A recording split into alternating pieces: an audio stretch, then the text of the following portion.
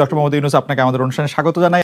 আমরা যখন আজকে ব্যারিস্টার সুমনের সাথে আমরা শো করব, তখন অনেকেই আমাদের কাছে জানতে চেয়েছেন এই প্রশ্নটি করার জন্য। আমি একটু ছোট্ট করে এক লাইনে এই প্রশ্নটি করে রাখি যে আপনি আর ফেসবুক লাইভ করবেন কিনা বিভিন্ন সমস্যা নিয়ে, সাধারণ মানুষের বিভিন্ন সংকট নিয়ে। আপনি যদি ছোট করে বলেন, আমরা মূল প্রশ্ন যাওয়ার আগে, এটা সবচেয়ে বেশি আপনার কাছে প্রশ্ন। সংকট কি দেশ থেকে চলে গেছে নাকি যে আমার লাইভ বন্ধ হয়ে যাবে? আচ্ছা, তার মানে আপনি করবেন সংকট? সংকট যদি থাকে, আমি ফেসবুক লাইভটা তো হচ্ছে কি আমার একটা এই প্রতিরোধ বা প্রতিবাদ করার একটা উপায়। প্রধানমন্ত্রী শেখ হাসিনার সঙ্গে দেখা হওয়া সামনাসামনি, সেটাই আপনার জীবনের সবচেয়ে বড় ঘটনা। আপনি আর শেখ হাসিনা সরকারকে কি সমালোচনা করবেন? আপনি তো শেখ হাসিনা সরকারেরই একজন। আমার সমালোচনা প্রথম শুরু হয়েছিল আমার বাবার বিরুদ্ধে। আচ্ছা, আমার বাবার কার্যক্রম থেকেই প্রথমে আমি সমালোচনা করা শিখি। তো বিষয়টা হচ্ছে গিয়ে যেসব জায়গায় ধরেন আপনারে আমি সাংবাদিক হিসেবে পছন্দ করি, আপনার সাথে আমার 5টা মিনিট সময় কাটানোটা আমিও মনে করি যে এটা প্রায় আমার জন্য একটা প্রিভিলেজ। আই এম অনার্ড যে 5টা মিনিট সময় কাটাইতে পারতেছি আমরা। কিন্তু একই সময় কিন্তু আপনার বিভিন্ন বিষয়ে কিন্তু আমি একমত হব না, আবার আপনার বিভিন্ন বিষয়ে কিন্তু আপনার একমত তো হবই না। মানে বিনয়ের সাথে আমি আপনার সাথে চরম ভাবে বিরোধিতা করব। আমি কিন্তু বিষয়টা কিন্তু এরকম যে আমি হয়তো আপনার পক্ষে না, আপনার সাথে একমত না, কিন্তু আপনি যাতে আপনার পক্ষ কথা বলতে পারেন এটার স্বাধীনতা আমি স্বাধীনতায় বিশ্বাস করি।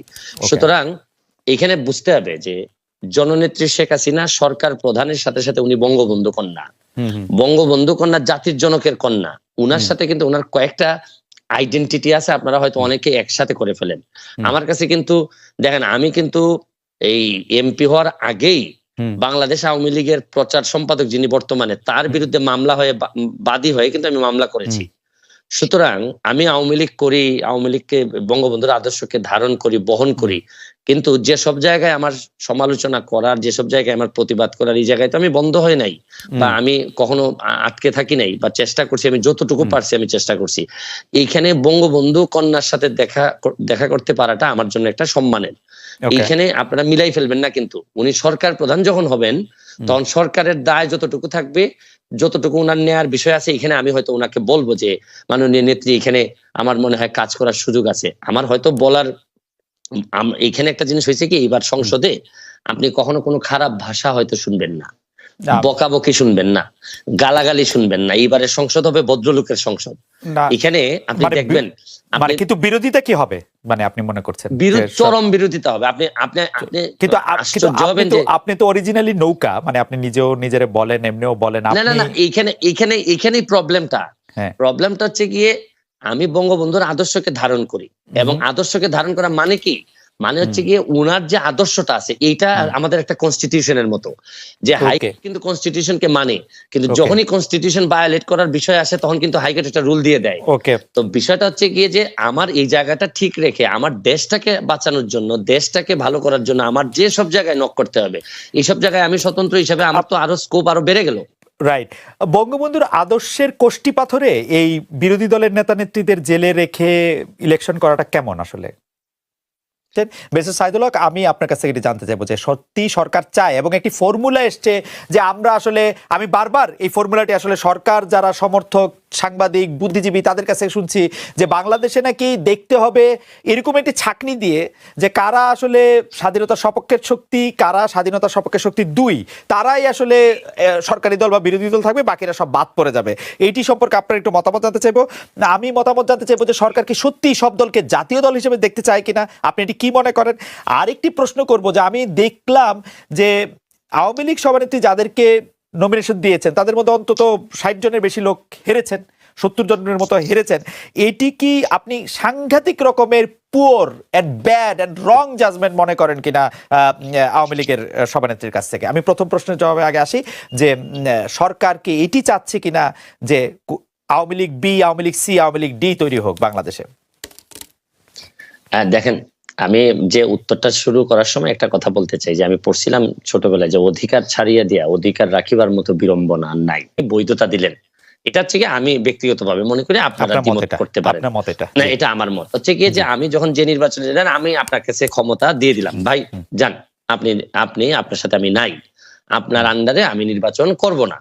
তারপরে এই নির্বাচন কিরকম হয়েছে এটা নিয়ে তর্ক বিতর্ক করা, আমি আমার জায়গায় স্ট্যান্ডিং থাকবো যে আমি শুনেন, আমি যে কারণে আপনার আন্ডারে নির্বাচন করতে চাইনি এইটা নিয়ে আমার বিভিন্ন বৈধতা থাকতে পারে, যৌক্তিক ও যৌক্তিক দাবি থাকতে পারে।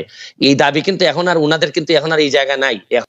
যেমন ধরেন আমি স্বতন্ত্র, কিন্তু স্বতন্ত্র হইলো দুইটা জায়গায় আমার, আপনি আমাকে আনকম্প্রোমাইজিং। একটা হচ্ছে গিয়ে যে আমি বঙ্গবন্ধুকে ধারণ করি, বঙ্গবন্ধুকে বহন করি। আরেকটা হচ্ছে গিয়ে মুক্তিযুদ্ধের সপক্ষের শক্তি হিসাবে আমি নিজেকে দাবি করি এবং এই অনুযায়ী কাজ করি।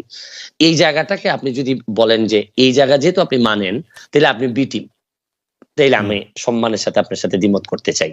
আমার প্রশ্ন হচ্ছে গিয়ে যে বাংলাদেশে এই দুইটা জিনিস না মানার পরে আমার কাছে মনে হয় যে এটা খুবই হতাশাজনক। আপনার সাথে আমার আর বক্তব্য চলে না।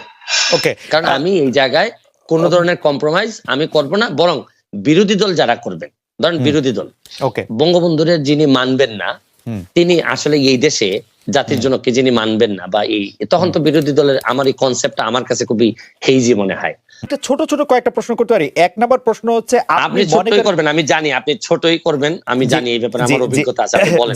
জি, আপনি কি মনে করেন কিনা এই সরকার গত 15 বছর ধরে, গত 5 বছর ধরে বঙ্গবন্ধুর আদর্শ ধারণ করে? বঙ্গবন্ধুর আদর্শ ধারণ করা মানে কি, মানে আওয়ামী লীগের বিরুদ্ধে যেসব অভিযোগ, আমি খালি আর্থিক অভিযোগগুলি আপনাকে শুধু মনে করে দিতে চাই।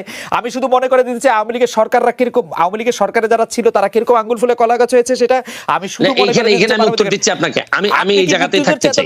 আপনি মুক্তিযুদ্ধের চেতনা বলতে আপনি মনে করেন যে এই জায়গায় থাকতে চাই, ভোট হবে হচ্ছে আমরা, এই জায়গায় আমি থাকতে চাই।